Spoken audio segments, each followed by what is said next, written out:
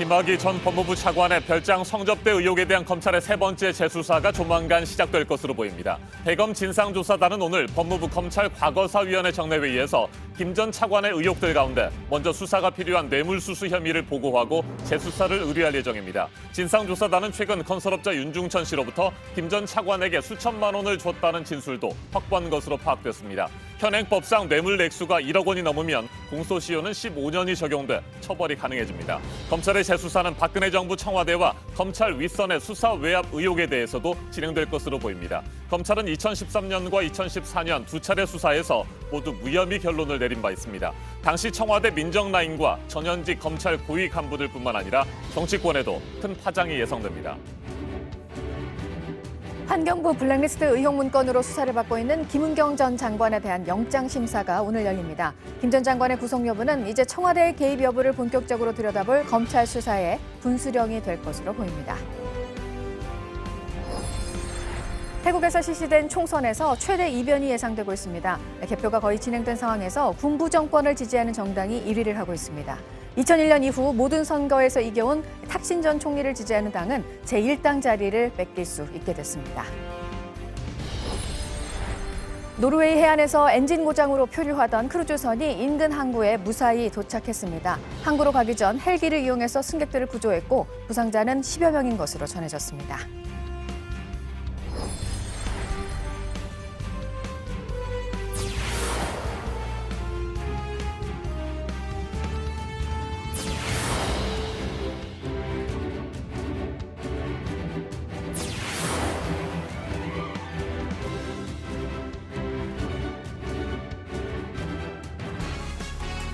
별장 성접대 사건의 핵심 인물인 김학의 전 법무부 차관에 대한 검찰의 세 번째 재수사가 임박했습니다. 대검찰청 진상조사단은 김 전 차관이 건설업자 윤중천 씨로부터 수천만 원의 돈을 받았다는 진술도 확보한 것으로 파악됐습니다. 성접대와 향응, 그리고 금품 수수를 포함한 뇌물 액수가 1억 원 이상일 경우 특정범죄 가중처벌법에 따라 공소시효는 15년으로 늘어납니다. 네, 조사단은 오늘 있을 검찰 과거사위원회 회의에서 검찰이 먼저 수사에 착수할 필요가 있는 부분들을 보고를 하는데요.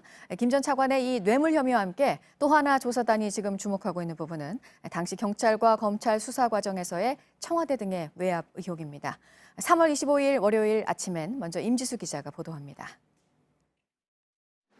검찰 과거사 진상조사단은 검찰에 김학의 전 차관 사건 관련 뇌물 혐의를 가장 먼저 수사해달라고 의뢰할 방침입니다. 조사단은 최근 재조사에 응한 건설업자 윤중천 씨로부터 관련 근거를 확보한 것으로 파악됐습니다. 윤 씨가 조사단에 김 전 차관에게 수천만 원을 줬다는 취지의 진술을 한 것이 대표적입니다. 다만 윤 씨는 김 전 차관과의 친분에서 돈을 준 것이라며 대가성은 부인한 것으로 전해집니다. 앞서 2013년 경찰 수사 과정에서 김 전 차관과 윤 씨로부터 상습 성폭행을 당했다고 주장한 피해 여성도 비슷한 취지의 진술을 내놓은 바 있습니다. 윤 씨가 김 전 차관에게 돈이 담긴 봉투를 건네는 걸 여러 번 봤다는 취지로 말한 겁니다. 하지만 당시 검찰은 김 전 차관의 계좌 추적 등 뇌물 혐의 관련 기초적인 강제 수사도 하지 않았던 것으로 조사단은 판단하고 있습니다. 대신 피해 주장 여성들의 성폭행 피해 관련 진술의 신빙성을 추궁하고 경찰의 무리한 수사 착수 경위를 파악하는 데에 더욱 주력했다는 겁니다. 이 때문에 조사단은 검찰의 세 번째 수사에서 김 전 차관의 계좌 내역 등을 확인해 돈이 오간 규모와 시점을 파악해야 한다는 입장입니다. 2007년 12월 21일 관련 법이 개정되면서 뇌물 액수가 1억 원이 넘을 경우 공소시효는 15년. 김 전 차관이 법 개정 이후에도 받은 금품을 포함해 그 액수가 1억 원 이상이라면 처벌이 가능해집니다. JTBC 임지수입니다. 김학의 전 법무부 차관은 앞서 전해드린 대로 일단 뇌물수수 혐의로 검찰의 재수사를 받게 될 가능성이 높아 보입니다. 동시에 외압 의혹에 대한 수사도 진행될 전망입니다. 검찰이 2013년과 2014년 두 차례 모두 무혐의 결론을 냈는데 당시 박근혜 정부 청와대 관계자와 검찰 윗선에서 부당하게 압력을 행사했는지 여부를 가리게 되는 겁니다. 전현직 검찰 고위 간부들뿐만 아니라 정치권에도 큰 파장이 예상됩니다. 이가혁 기자가 보도합니다. 검찰은 2013년 김학의 전 차관 사건을 처음 수사했습니다. 하지만 김 전 차관 주거지나 사무실, 휴대전화 등을 압수수색하진 않았습니다. 압수수색이 필요하다는 지적에도 결국 이뤄지지 않았습니다. 건설업자 윤중천 씨와의 관계를 두고도 윤 씨는 김 전 차관을 안다, 김 전 차관은 윤 씨를 모른다고 진술이 서로 엇갈렸습니다. 그런데 검찰은 대질 조사를 안 했습니다. 2014년 자신을 동영상 속 피해자라고 주장한 여성의 고소로 두 번째 수사가 진행됐습니다. 검찰은 또다시 무혐의로 결론 내렸습니다. 이땐 검찰이 김 전 차관을 부르지도 않았습니다. 진상조사단은 봐주기 수사로 의심되는 이런 흐름 속에 당시 청와대 민정라인과 검찰 윗선에 외압이 있었을 가능성에 주목하고 있습니다. 이 부분에 대한 재수사도 최종 결정되면 전현직 검찰 고위 간부, 박근혜 정부 청와대 민정라인 관계자들에 대한 대규모 수사가 불가피할 전망입니다. JTBC 이가혁입니다. 지난 2013년이죠. 경찰이 김학의 전 차관 사건을 처음 수사할 때 당시 박근혜 정부로부터 외압이 있었다는 수사팀 관계자의 증언도 나왔습니다. 수사 책임자들이 청와대 관계자로부터 압박을 받았다는 겁니다. 정치권에서는 당시 책임자들의 해명을 요구했고 당시 법무부 장관이던 황교안 자유한국당 대표는 이 정권이 황교안 죽이기에만 열을 올리고 있다. 이렇게 반박했습니다. 신아람 기자입니다. 경찰이 별장 성폭행 의혹 첩보를 입수해 내사에 들어간 건 2013년 3월. 박근혜 정부가 갓 출범한 때입니다. 경찰은 문제의 동영상에서 김학의 당시 대전고검장을 파악한 것으로 알려집니다. 당시 수사팀 관계자는 JTBC에 경찰청 김학배 수사국장과 이세민 수사기획관 등 윗선이 청와대 압박에 시달린 것으로 안다고 말했습니다. 또 압박을 받은 윗선은 발을 동동 굴렀지만 실무수사팀엔 원칙대로 하라는 말만 했다고 밝혔습니다. 민정수석실 관계자가 직접 경찰청을 방문해 청와대에 우려를 전달했다는 의혹도 제기됐습니다. 내사 시작 한 달여 만에 수사 책임자들은 이례적으로 흩어졌습니다. 김 국장은 울산지방경찰청장으로, 이기회 건은 경찰대 학생지도부장으로 전보됐습니다. 이를 놓고 좌천 인사 의혹도 제기됐습니다. 민주당과 평화당, 정의당에선 당시 민정수석이었던 한국당 곽상도 의원과 법무장관이었던 황교안 대표가 답해야 한다는 요구가 나왔습니다. 황교안 대표는 문재인 정권이 오직 황교안 죽이기에만 열을 올리고 있다고 반박했습니다. 당시 민정수석실 관계자들은 아는 바가 없다거나 사실이 아니라고 부인했습니다. JTBC 신아람입니다. 환경부 블랙리스트에 연루된 혐의를 받고 있는 김은경 전 환경부 장관의 구속 여부가 이르면 오늘 결정됩니다. 문재인 정부에서 임명된 장관들 가운데 구속영장이 청구된 사람은 김은경 전 장관이 처음이죠. 강신우 기자가 보도합니다. 김은경 전 환경부 장관은 지난 정부서 임용된 산하기관 임원 24명의 동향을 파악하고 사표 제출을 종용한 의혹으로 검찰 수사를 받아왔습니다. 또 전 정부 임원들이 물러난 자리에 특정 인사를 앉히는데도 김 전 장관이 관여한 것으로 검찰은 보고 있습니다. 지난주 구속영장이 청구된 김 전 장관에 대한 영장실질심사가 오늘 오전 진행됩니다. 직권남용과 업무방해 등의 혐의를 받고 있습니다. 김 전 장관은 임원들의 동향 파악은 인정하지만 부당한 압력 행사에 대해선 부인하는 것으로 전해졌습니다. 하지만 검찰은 관련자들의 진술과 입증 문건들을 확보한 것으로 보입니다. 김 전 장관의 구속 여부는 이르면 오늘 밤 결정됩니다. 검찰은 이번 사건 배후에 청와대가 있는 것으로 보고 있습니다. 이 때문에 김 전 장관이 구속되면 청와대를 향한 검찰 수사는 한층 탄력을 받게 될 전망입니다. 하지만 그 반대면 수사에 차질이 불가피합니다. JTBC 강신호입니다. 태국에서 군부 쿠데타가 있고 거의 5년 만에 총선이 실시됐는데 최대 이변이 나왔습니다. 군부 정권을 지지하는 정당이 1위를 달리면서 탁신 전 총리를 지지하는 정당이 제1당 자리를 뺏길 수도 있게 됐는데요.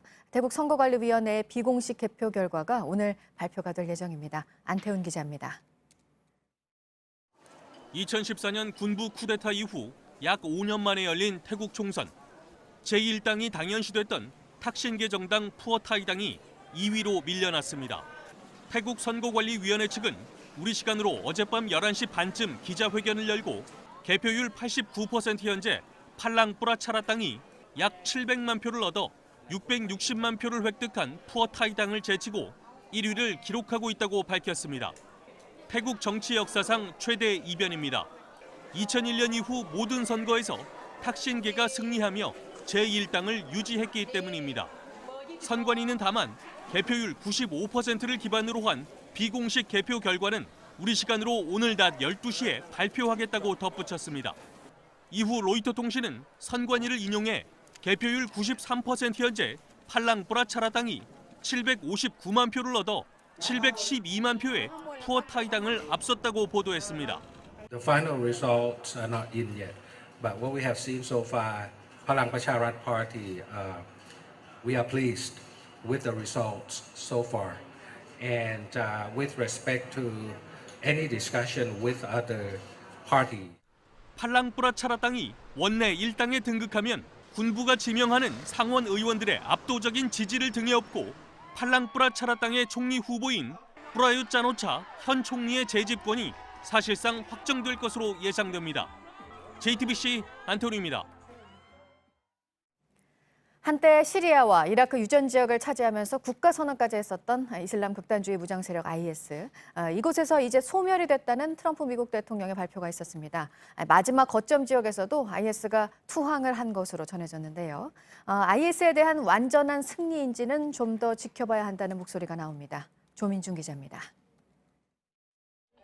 IS 점령 지역을 빼앗은 시리아 민주군이 노란색 깃발을 흔듭니다.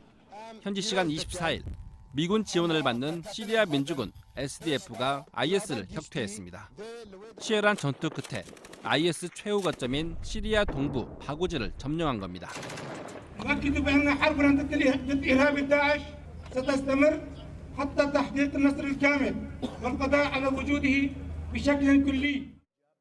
트럼프 미국 대통령도 지난 22일 IS 점령지를 100% 빼앗았다고 발표했습니다. 미국이 IS에 대한 공습을 시작한 지 5년 만입니다. 마지막 IS 거점 지역이었던 바구즈에선 남아있던 잔당들 다수가 시리아 민주군에 투항하기도 했습니다. 하지만 IS가 완전히 소탕된 것은 아니라는 견해도 있습니다. 시리아 곳곳에 IS 무장 잔존 세력 2만여 명이 남아있다는 겁니다. 여기에 IS 지도자 알바그다디의 행방도 아직 알려지지 않았습니다. 뉴욕타임스는 완전한 승리를 위해선 더 장기적인 관점이 필요하다고 지적했습니다. JTBC 조민주입니다. 1,300여 명을 태우고 가던 크루즈선이 엔진 고장으로 노르웨이 해안에 멈춰서는 아찔한 사고가 있었는데요. 일단 헬기로 부상자들이 구조되기 시작했고 이후 배는 인근 항구에 안전하게 도착을 해 있는 상태입니다. 임지수 기자입니다. 바다 한가운데 멈춘 선박 안, 가구들이 이리저리 미끄러지며 나뒹굴고 있습니다. 선장에서 떨어져 나온 판자가 승객들을 향해 떨어집니다. 겁에 질린 승객들은 고정된 가구를 붙잡고 가까스로 버텨봅니다.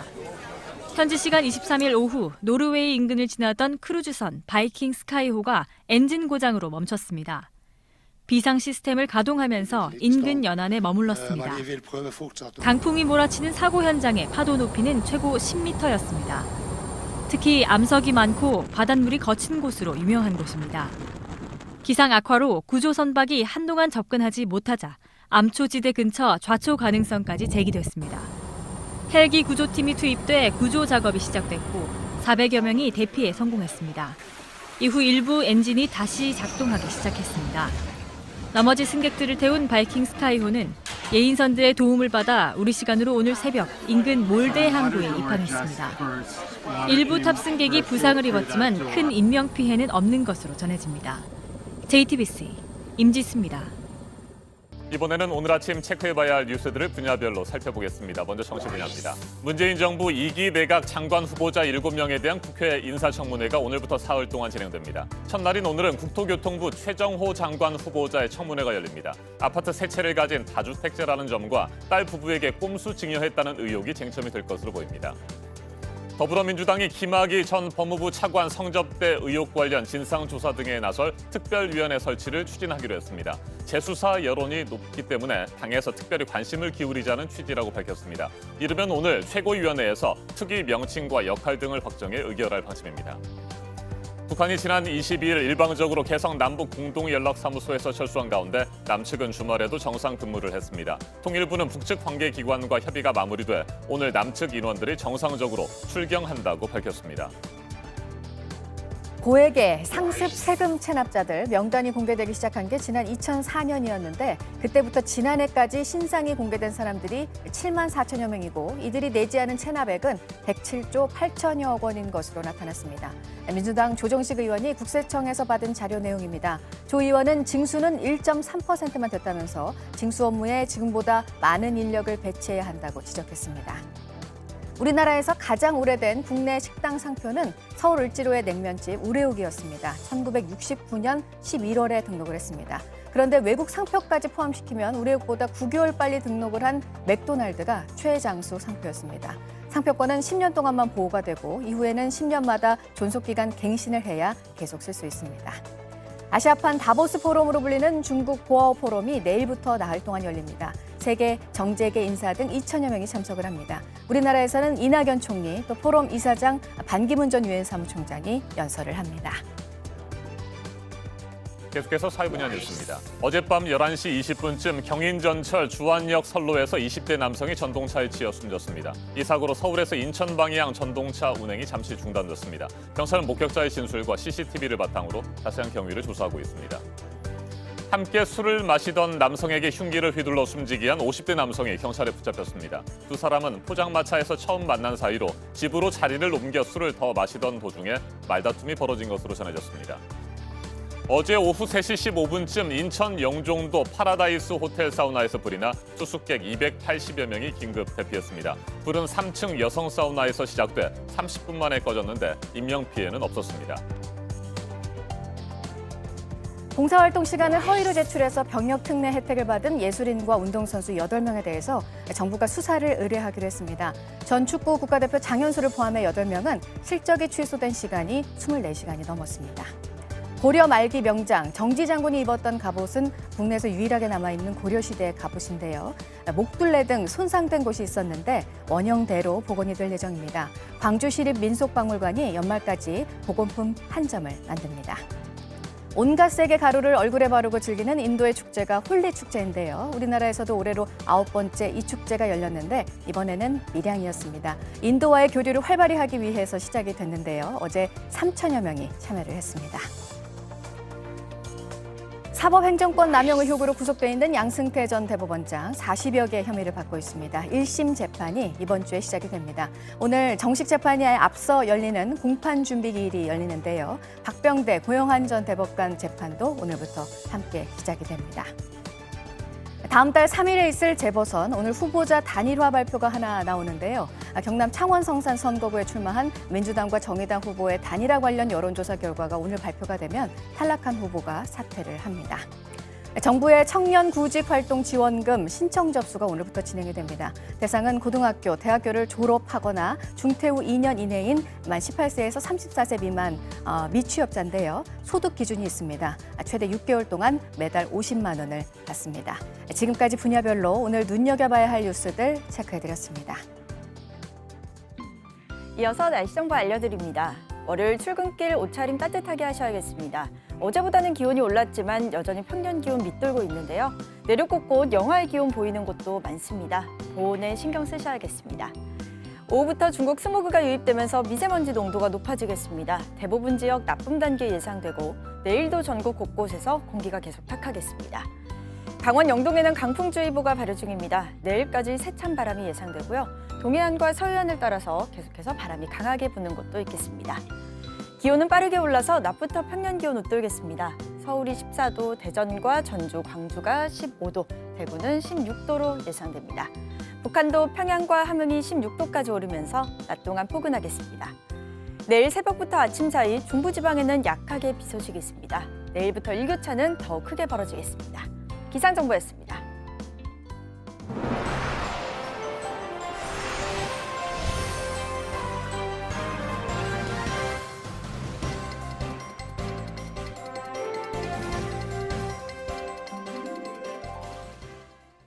경찰이 이부진 호텔 신라 사장의 프로포폴 상습 투약 의혹을 제보한 사람을 조사한 걸로 확인됐습니다.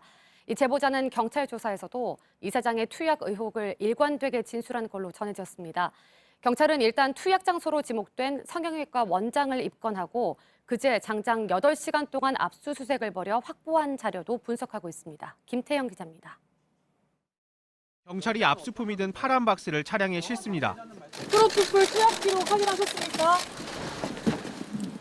지난 23일 서울경찰청 광역수사대는 이부진 호텔신라 사장의 프로포폴 상습 투약 장소로 지목된 한 성형외과에서 압수수색을 진행했습니다. 8시간에 걸친 밤샘 압수수색은 어제 새벽 3시쯤 마무리됐습니다. 병원 측이 진료 기록을 제출해달라는 경찰 요구를 거부한 지 사흘 만입니다. 경찰은 압수수색을 통해 이 사장의 진료 기록부와 병원의 마약류 관리대장을 확보했다고 밝혔습니다. 경찰은 3년 전 진료 기록 등을 확보하기 위해 포렌식 기법까지 동원한 것으로 알려졌습니다. 또 경찰은 해당 병원의 원장을 의료법 위반 혐의로 지난 22일 입건했다고 밝혔습니다. 이 사건을 처음 언론에 제보한 간호조무사에 대해선 조사를 마친 것으로 전해집니다. 앞서 호텔 신라 측은 흉터 치료와 안검 하수 수술을 위한 치료 목적으로 병원에 다녔고 불법 투약은 하지 않았다고 해명했습니다. 경찰은 압수수색을 통해 확보한 자료를 분석한 뒤 해당 관계자들을 불러 조사할 계획입니다. JTBC 김태영입니다. 우리는 피해자가 누군지 궁금하지 않습니다. 최근 성폭력 사건들이 잇따라 불거지면서 온라인에서 퍼지고 있는 경고장입니다. 피해자에 대한 2차 가해를 막으려는 건데요. 어제는 사건을 피해자 이름이 아닌 가해자 이름으로 불러야 한다는 집회도 열렸습니다. 오선민 기자입니다. 검은 옷을 입은 여성들이 법원 앞에 모였습니다.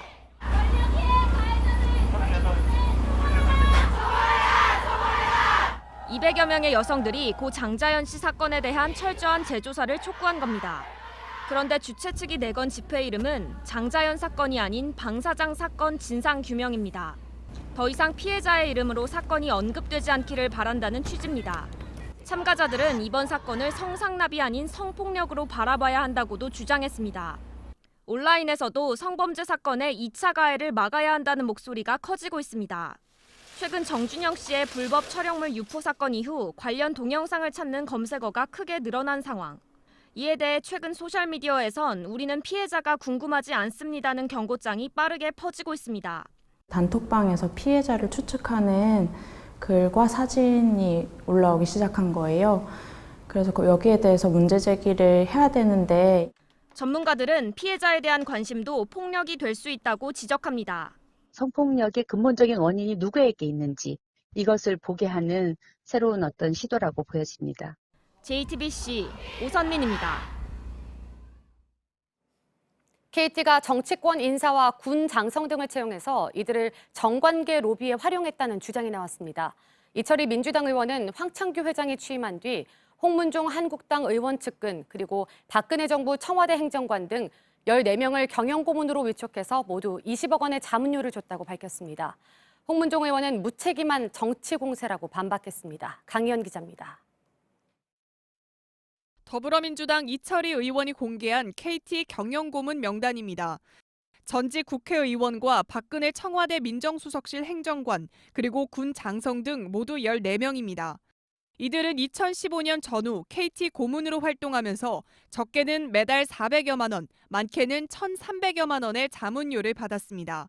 여기엔 홍문종 한국당 의원의 비서관과 정책특보 등 측근 3명도 포함돼 있습니다. 당시 홍 의원은 관련 상임위인 미래창조과학방송통신위원회의 위원장을 맡고 있었습니다.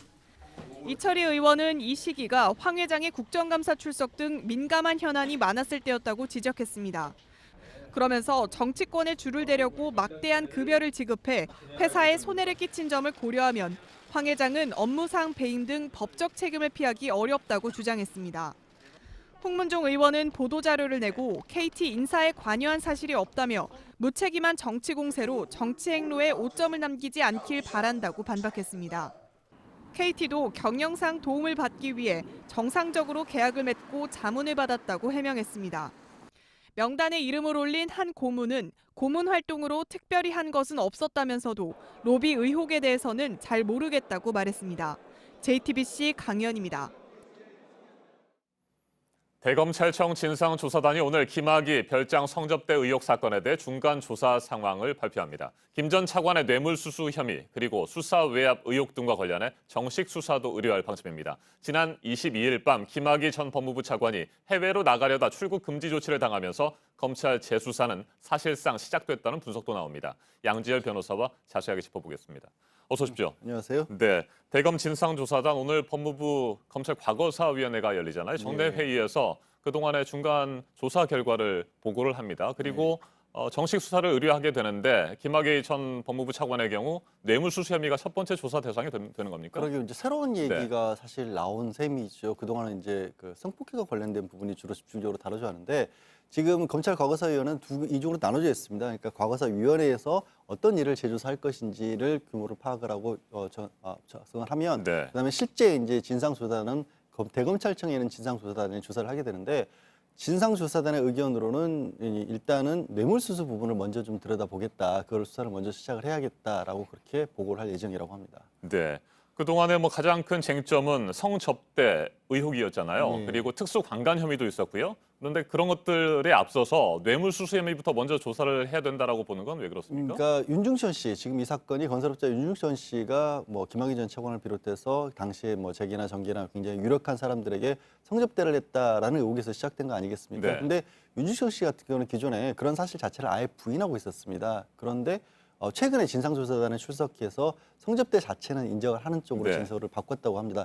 게다가 당시에도 이미 경찰 조사 과정에서 그 동원됐던 여성들이 돈봉투가 오는 것을 몇 차례 본 적이 있다라는 사실을 진술을 했다고 합니다. 그런데 경찰 수사에서는 그 부분보다는 이제 그때 경찰은 성폭력 쪽으로 오히려 좀 초점을 맞췄기 때문에 그 부분에 있어서는 수사를 거의 하지 않았다고 합니다. 근데 그 부분이 진상조사단에서는 현재 특수강간보다는 그쪽이 사건을 수사하기가 조금 더 원활하지 않을까. 왜냐하면 기존에 2번이나 무혐의 처리가 됐었던 부분이 있기 때문에 그 부분 말고 특수강간이 무혐의 처리가 됐었기 때문에 그 부분이 아니라 아예 새롭게 뇌물수수 쪽을 보는 게 수사가 조금 더 현재 시점에서 조금 더 어떻게 보면 밝히기가 좀 원활할 것이다. 이렇게 보고 있는 것으로 보입니다. 네, 말씀하신 대로 윤중천 씨는 김 전 차관에게 수천만 원을 건넸다 이렇게 진술을 하면서 동시에 이건 뭐 친분 때문에 준 것이고 대가성은 없었다 이렇게 주장을 하고 있는 모양입니다. 자, 그런데 이 수천만 원이라고 하는 것도 액수가 굉장히 중요하잖아요. 1억 원을 넘느냐 아니면 넘지 못하느냐에 따라서 뭐 공소시효도 달라질 수 있고요. 어떻습니까? 그렇습니다. 뭐냐면 윤중천 씨 같은 경우에는 당시 여러 가지 사건 사고에 얽매여 있었다고 하죠. 2000년대 중반부터 본인이 하고 있는 사업도 문제가 있었고 형사적으로도 그렇고 민사적으로도 그렇고 그래서 뭔가 고위직 검찰 간부에게 어떤 대가를 바라고 접대를 했을 가능성이 굉장히 높은데 문제는 말씀하신 것처럼 이게 수천만 원이라는 액수가 굉장히 막연하지 않습니까? 그래서 일단 계좌 추격 등 당시 관련된 사람들을 통해서 얼마만큼의 어떤 그 금품이 주고가는지를 좀 특정을 해야 될 것 같은데 이게 중요한 이유가 1억 원이 넘어야만이 특정경제 가중처벌에 관한 법률에 의해서 뇌물죄 적용이 될 수가 있습니다. 일반 뇌물죄보다도 당시 공소시효가 15년까지 가능하거든요. 이것도 사실 시점이 좀 미묘하게 문제가 되는 게 2007년 12월까지는 10년 이상 무기징역이 가능한 특가법을 적용을 하더라도 10년입니다. 그때까지. 근데 2007년 12월이 넘어서 시점까지 돈이 오갔고 그게 누적된 액수가 1억 원이 넘는다면 그때부터 공소시효가 15년으로 늘어나거든요. 그렇기 때문에 지금 15년으로 치게 되면 2022년 정도까지는 충분히 수사가 가능한 거 아니겠습니까? 그래서 얼마만큼 뇌물을 뭐 줬다고 할 수 있는지 또 마지막으로 건너간 시점이 언제쯤으로 볼지가 앞으로 수사 과정에서 굉장히 큰 쟁점이 될 겁니다. 네, 그러니까 윤중천 씨가 김 전 차관에게 건넸다는 수천만 원의 돈도 이 특정범죄 가중처벌법에 따라 공소시효가 15년으로 늘어나 2017년 12월 이후에 건네고 받은 돈이어야 처벌이 가능할 수 있겠군요. 그러니까 그때까지 그 전에 일부가 금품이 건네졌더라도 마지막으로 받은 시점을 아마 계산을 해서 그때까지 누적액을 총 뇌물액으로 산정할 수 있기 때문에 시작되는 시기보다는 끝나는 시점이 더 중요할 수도 있겠군요. 끝나는 시점이 2017년 12월 이전에 끝나버렸으면 그때는 설령 1억 원이 넘었다고 할지라도 공소시효가 10년이거든요. 그렇기 때문에 그 시점 총 액수가 굉장히 중요해진 겁니다. 네, 성접대, 향응의 경우에도 말이죠. 이걸 뇌물 액수로 산정할 수 있는 거 아닙니까? 그 액수를 현실적으로 산정하기가 불가능합니다. 만약에 어떻게 우리가 뭐 이런 경우는 있습니다. 유흥업소 같은 데에서 접대를 했다고 한다면 그 유흥업소에서 쓴 비용이 정확하게 나오지 않습니까? 그런데 지금 이 사건 같은 경우에는 전 특수강간이라고 계속해서 얘기를 하고 싶습니다만 특수강간이 벌어진 장소 자체가 본인이 소유하고 있던 별장이었기 때문에 거기에서 얼마만큼의 돈을 썼다라고 산정을 할 수 있을지 전례가 별로 없을 겁니다. 이런 경우에는. 네, 자 특수강간 혐의에 대해서 말씀을 하셨는데 2013년과 2014년 두 차례 검찰 수사가 있었고 두 차례 모두 무혐의 종결이 된 부분입니다. 자, 이 부분에 대해서 다시 재수사가 이루어질 경우에 중요한 것은 새로운 증언이라든지 증거들이 좀 나와야 되지 않겠습니까? 일단 좀 나눠서 말씀을 네. 드리겠습니다. 이 특수강간 자체를 들여다보기 위해서 걸림돌이 하나 지금 나왔습니다. 뭐냐면 당시에 2차 고소를 했었을 때 2차 고소를 낸 대리인 쪽 변호사 측에서 재정 신청을 했던 네. 거죠. 그러니까 재정 신청은 검찰에서 무혐의 처분을 했는데 검찰의 무혐의 처분 자체를 우리가 받아들일 수가 없기 때문에 법원에서 다시 한번 이걸 좀 판단을 해달라고 신청을 한 건데 재정 신청을 했었을 경우에는 법원의 판단을 거쳤다는 점 때문에 우리가 일사부재리 원칙을 일부 적용을 해서 형사소송법상 새로운 증거, 그냥 당사자의 진술 정소가 아니라 아예 새로운 증거가 나오지 않으면 다시 공소를 제기할 수가 없습니다. 네. 그러니까 재정 신청을 거쳐서 다시 기각됐던 사안이었기 때문에 현재 특수강간을 적용하기가 좀 어려울 수도 있다. 아직까지 밝혀진 새로운 증거가 없기 때문에 이거는 단순히 피해자들이 진술을 한 것만으로는 좀 부족하거든요. 그 부분 때문에 아마 지금 진상조사단에서 말씀드린 것처럼 특수강간보다는 뇌물죄를 한번 새롭게 수사를 해보자라는 쪽으로 오늘 보고를 할 것으로 알려져 있고요. 네. 그리고 반면에 그러면 왜 그렇게까지 수사가 당시에 제대로 이루어지지 않았느냐는 점에 대해서는 다시 한번 직권남용이라든가 이런 부분에 수사가 가는 것으로 보입니다. 그러니까 당시 경찰 수사단 쪽에서는 분명히 이걸 청와대에 보고를 했었고 그런데도 불구하고 청와대 민정수석 라인에서 이 부분을 묵살한 게 아니냐는 의혹이 새롭게 제기가 되고 있거든요.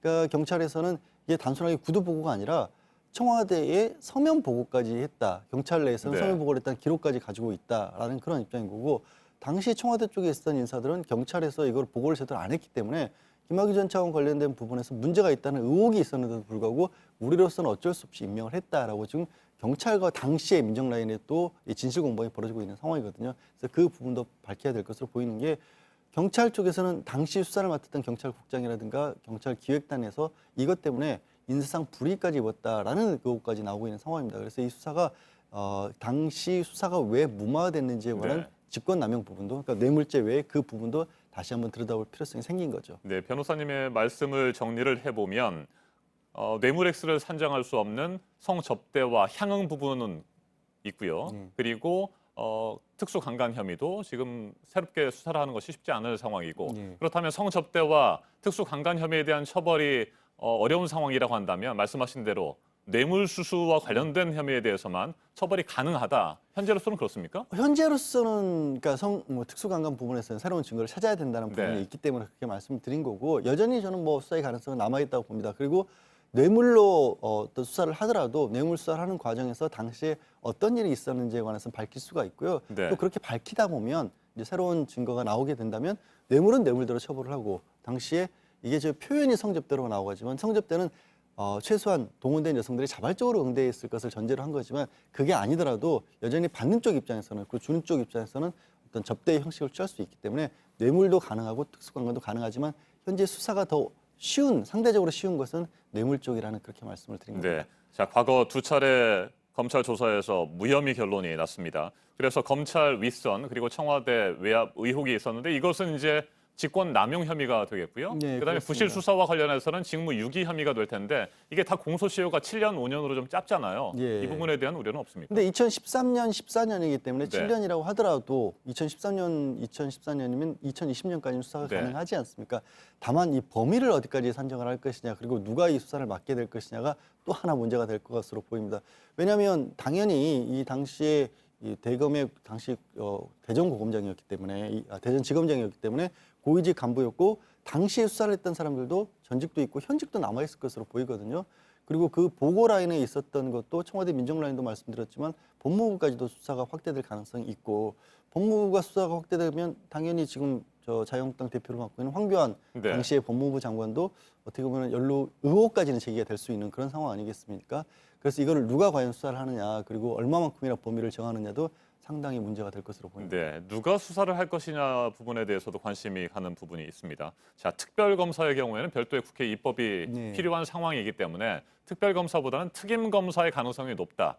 아니다, 특임검사보다는 특별수사단 창설 정도가 현실적으로 가능할 것이다. 이런 얘기들 나오는데 이걸 좀 설명을 좀 해주셔야 될 것 같습니다. 일단 특별검사는 말씀하신 것처럼 네. 법을 만들어야 되는데 제가 조금 전에 말씀드려서 공교롭게 당시에 법무부의 책임자가 황교안 현재 자유한국당 대표이기 때문에 국회에서 이걸 특별법을 만들어서 특별검사를 만든다는 게 굉장히 어려운 상황이 될 네. 수가 있을 것 같고요.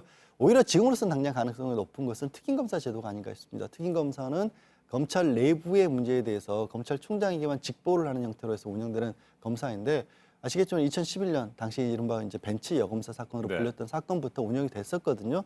그래서 특임 검사를 통해서 전현직 검찰들의 문제가 없는지를 들여다보는 게 사실 이거의 어떤 수사의 계기, 재수사를 할 수 있었던 계기 자체가 검찰의 과거사를 돌아본다고 해서 법무부의 위원회가 만들어지고 말씀드린 것처럼 대검찰청에서 진상조사단이 꾸려진 결과물 아니겠습니까? 그래서 저는 어떤 자연스러운 흐름으로 봤었을 때는 특임 검사를 이용해서 이 수사를 다시 한번 해보는 게 맞지 않나 싶습니다.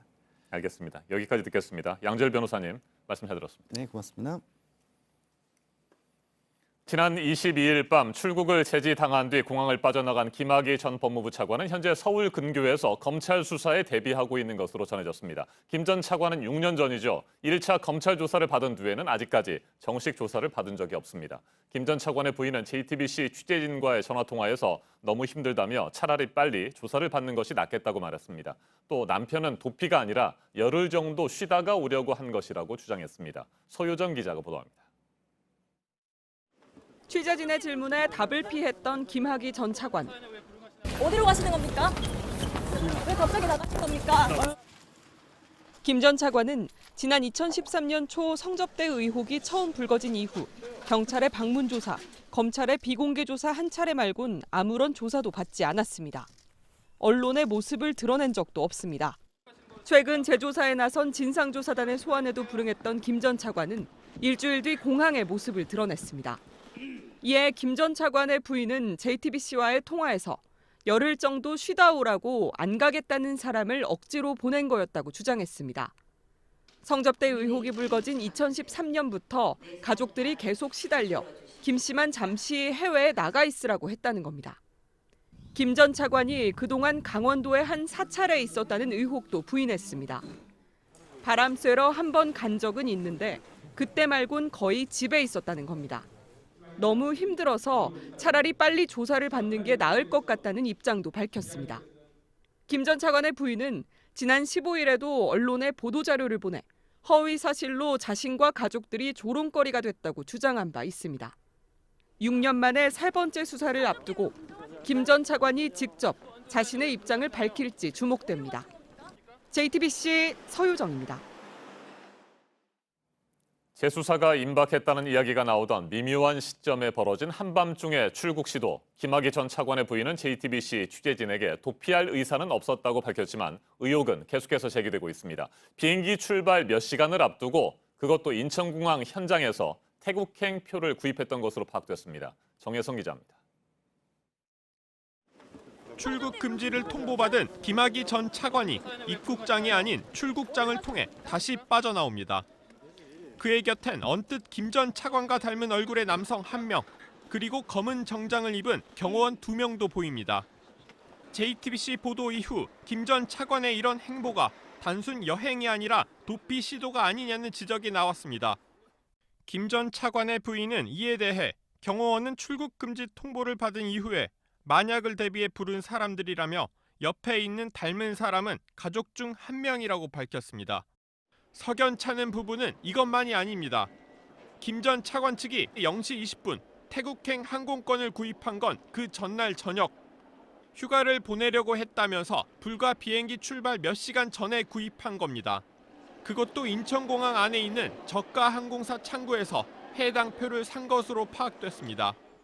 김 전 차관의 부인은 나이가 있어서 인터넷을 할 줄 모르기 때문에 그런 것이라며 시간이 없어 여행사를 통해서 할 수도 없었다고 밝혔습니다. JTBC 정혜성입니다. 자신이 치료를 한 환자에게 목숨을 잃은 고 임세원 교수 사건을 계기로 해서 지금 국회에서는 정신질환자 관리와 관련한 법안들이 본격적으로 논의가 되고 있습니다. 가족들이 선택할 수밖에 없는 게 바로 강제 입원인데요. 환자들은 이 강제 입원에서의 충격을 말하고 있습니다. 다른 치료 방법이 필요하다는 지적이 나옵니다. 먼저 배양진 기자입니다. 정신질 환자들이 정신병원에서의 기억을 그린 그림입니다. 보호자의 손에 이끌려 들어선 병원은 트라우마로 남았습니다. 손발이 묶이고 바깥 공기조차 쐬기 어렵습니다. 강제 입원을 당해본 경험이 있는 환자와 당시 입원했던 강화도의 정신병원을 찾았습니다.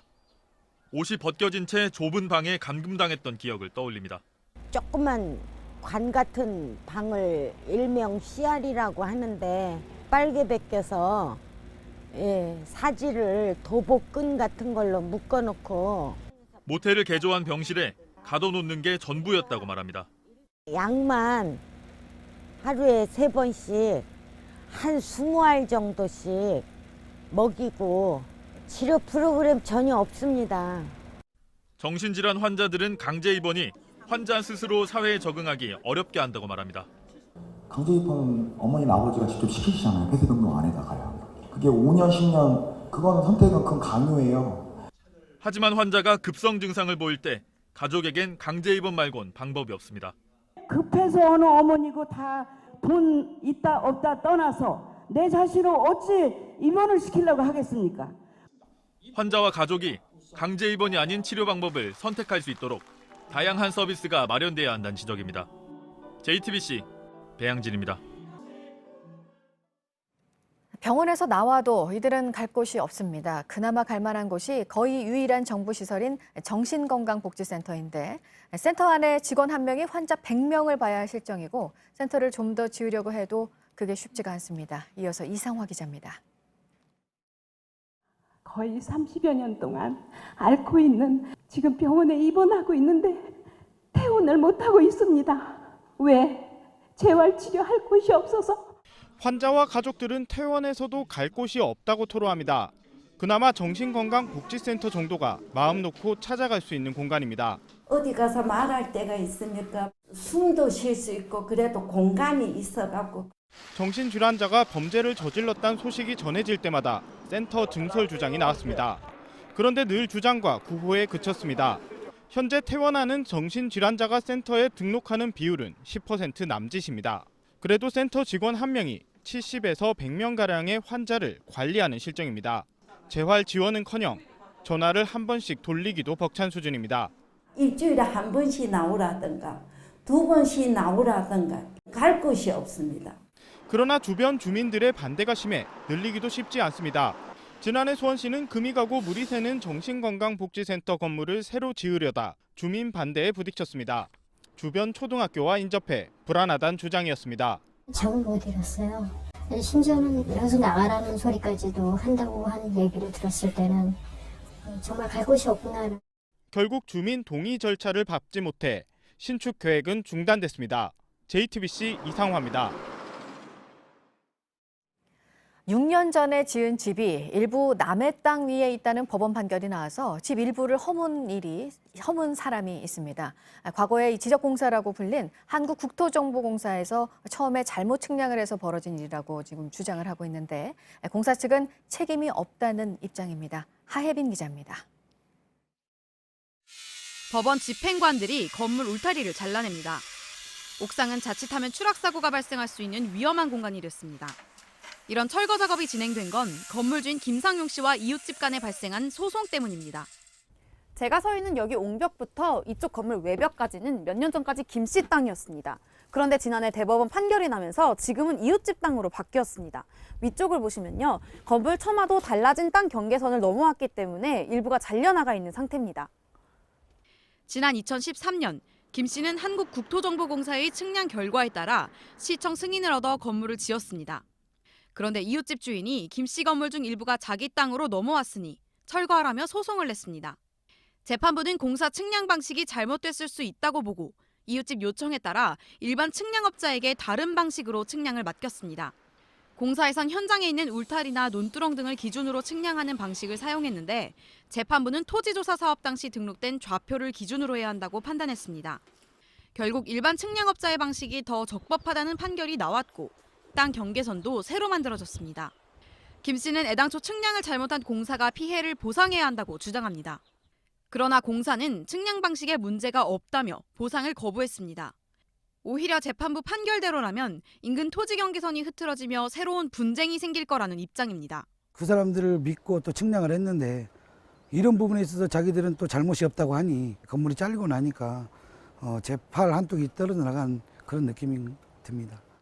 기관에 따라 토지 측량 결과가 달라지면서 애꿎은 피해자만 발생하게 됐습니다. JTBC 하혜빈입니다. 커피 한 잔 값이 밥 한 끼 값일 때도 있죠. 밥을 먹고 늘 찾게 되는 커피인데 그 가격이 너무 비싸다는 생각 많이들 하시는데요. 아메리카노의 경우에 2,900원이면 적당하다는 한 시민단체의 조사 결과도 나왔습니다. 이태경 기자입니다. 프랜차이즈 커피 전문점이 많은 서울 홍대 입구에서 커피값에 대한 시민 의견을 들어봤습니다. 홍대 나오면은 보통은 비싼 커피숍밖에 없죠. 네, 여기서는 거의 4,000~5,000원 하니까 아무래도 이런 데서 먹기는 좀 아깝죠. 비싼 데서. 요새 학생 식당만 가도 다 가격이 저렴해서 커피값이 더 비싸니까 좀 기본 커피 같은 거는 3,000원대까지만 내려도 좋을 것 같아요. 소비자 공익 네트워크의 조사에 따르면 소비자의 85%는 대형 프랜차이즈의 커피값이 비싸다고 답했습니다. 실제 소비자가 자주 이용하는 커피 프랜차이즈 4개 중 3개는 아메리카노 값을 4,000원 넘게 받는 것으로 나타났습니다.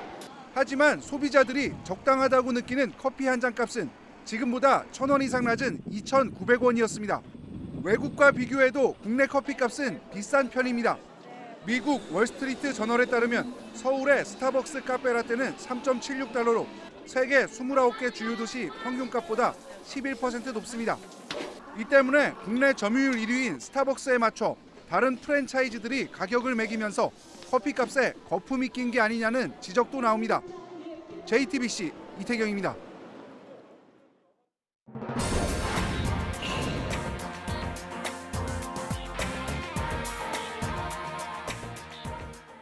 네, 라이만 가문이라고요. 독일 최대 부호 가문인데 2차 대전 중에 나치에 협력을 했다는 점을 인정하고 자선단체에 1,000만 유로를 기부하기로 했다고 합니다. 보도 연결해서 알아보겠습니다. 이재승 기자, 120여억 원 가량입니다. 전쟁 중에 선조들이 강제노동장을 통해서 나친을 지원했다는 걸 인정을 그러니까 한 거죠?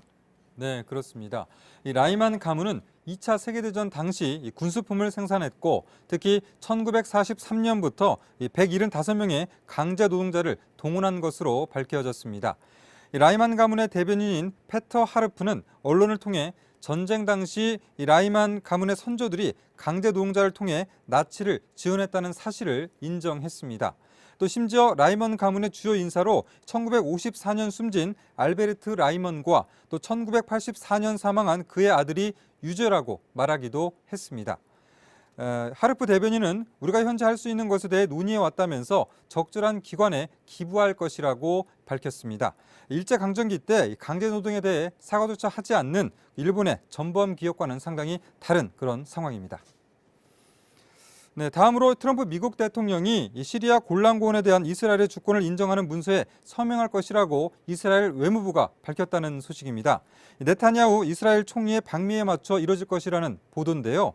지난해 5월 트럼프 정부가 국제사회의 반대에도 예루살렘을 이스라엘의 수도로 인정하고 또 자국 대사관을 이전한 데 이어서 또 한 번 중동의 뇌관을 건드리게 될 것으로 보입니다.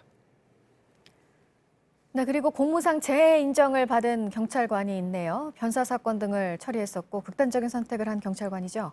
네, 그렇습니다. 경찰 A씨는 순경으로 임명된 뒤에 자해나 자살 등 잔인한 장면들을 지속해서 목격한 뒤에 스트레스와 상처를 받는다고 호소를 해왔습니다.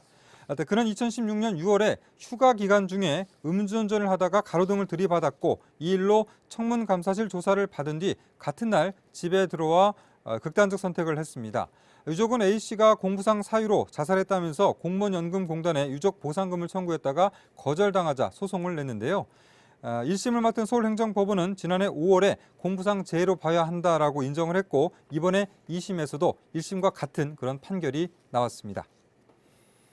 네, 끝으로 이탈리아가 중국의 확장 정책에 대한 서방의 우려에도 불구하고 중국이 추진하는 1대1로 양해각서에 서명했다는 소식입니다. 양국이 체결한 양해각서가 구속력을 가진 국제조약은 아니지만 이탈리아는 주요 7개국 가운데 1대1로에 동참하는 최초의 국가가 됐습니다. 지금까지 아침엔 지금 JTBC 이재승입니다. 월요일 날씨 키워드 알려드립니다. 오늘은 아침 추위, 낮부터 풀려, 그리고 오후 스모그인데요. 오늘 아침 어제보다는 기온이 올랐지만 여전히 쌀쌀합니다. 대부분 평년 기온 밑돌고 있고 곳곳 영하권으로 떨어진 곳도 많습니다. 기온은 빠르게 올라서 낮부터 풀리겠고요. 오후부터는 중국 스모그가 유입되겠습니다. 대부분 지역에서 나쁨 수준 예상됩니다. 출근길 옷차림 따뜻하게 하셔야겠습니다. 봄옷 사고 싶은데 현실은 아직도 너무 춥다. 꽃샘추위가 아직은 강렬하다고 말씀하셨고요. 날씨가 쌀쌀하니까 따뜻한 국밥 먹고 싶다는 분도 계셨습니다. 추위가 쉽게 물러가지 않네요. 지금까지 키워드와 SNS로 만나본 날씨였습니다.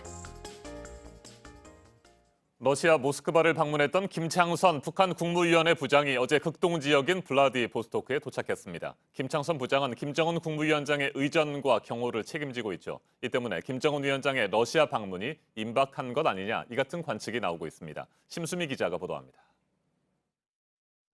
지난달 2차 북미 회담을 10여일 앞두고 김창선 북한 국무위원회 부장이 먼저 베트남 하노이를 둘러봤습니다. 우리의 대통령 비서실장격인 서기 실장을 맡고 있는 김 부장은 김정은 북한 국무위원장의 의전과 경호를 책임지고 있습니다. 그런 김 부장이 어제 오전 러시아 블라디보스토크에 도착했습니다. 4박 5일간의 모스크바 방문을 마치고 평양에 귀국하는 길에 들른 건데 시찰 목적이 아니냐는 분석이 나옵니다. 김 부장은 앞서 모스크바 일정을 소화했는데 20일부터 사흘 연속 크렘린궁 행정실을 찾았습니다. 김정은 국무위원장의 러시아 방문 일정 등을 논의한 것으로 보입니다. 우리 정부 관계자 역시 머지않아 북러 정상회담이 열릴 가능성은 크다고 보고 있다고 전했습니다. 러시아는 지난해부터 김 위원장의 방문을 요청해왔습니다. 미국과의 하노이 회담을 성과 없이 끝낸 북한이 러시아, 중국 등 전통적인 우방국과의 유대 관계를 강화할 것이란 예상도 자연스럽게 나오고 있습니다. 다음 달 말 중국에서 열리는 1대1로 정상포럼에서 시진핑 중국 주석과 푸틴 러시아 대통령, 김정은 위원장이 함께 만나 3자 회담을 열 수 있다는 전망도 나옵니다. JTBC 심수희입니다. 북한과 러시아의 정상회담 준비 징후가 곳곳에서 포착되고 있습니다. 북한이 중국, 러시아 등과 협력을 강화하면서 실제로 새로운 길을 모색할 수도 있다는 관측이 나옵니다. 도널드 트럼프 미국 대통령은 북한의 개성 남북 공동연락사무소 철수 직후 대북 추가 제재 철회를 지시했다고 밝혔습니다. 북한 달래기이자 동시에 선을 넘지 말라는 경고라는 분석이 나옵니다. 홍현익 세종연구소 수석연구위원과 한 걸음 더 들어가겠습니다. 안녕하십니까? 안녕하십니까? 네, 김창선 북한의 국무위원회 부장 모스크바에 들렀다가 어제는 블라디보스토크에 도착했습니다. 김정은 위원장의 러시아 방문이 임박한 것으로 보입니다. 네, 크렘린 궁을 연속 3일 동안 방문했다고 합니다. 네. 그 얘기는 모스크바에서 정상회담이 있을 가능성이 매우 크다라고 여겨지고요. 지금 이제 블라디보스토크에 도착을 했는데 저기서 뭐 하루만 있다가 오늘쯤 뭐 다시 평양으로 간다. 그러면 정상회담이 모스크바에서 열릴 가능성이 크고 네. 근데 블라디보스토크에서 한 며칠 있는다. 한 4, 5일 정도 있는다. 그러면은 의외로 또 블라디보스토크에서 정상회담이 있을 수 있고 또 모스크바 가려면 또 비행기 문제가 또 있어요. 네. 일전에 몇 년 전에 그 최룡해가 러시아 가다가 몽고까지 갔다가 돌아온 적이 있습니다. 비행기에 문제가 있어가지고. 아하. 그래서 과연 모스크바까지 갈 시간적 여유가 있을까 김정은 위원장이. 그래서 블라디보스톡이 될 수도 있다.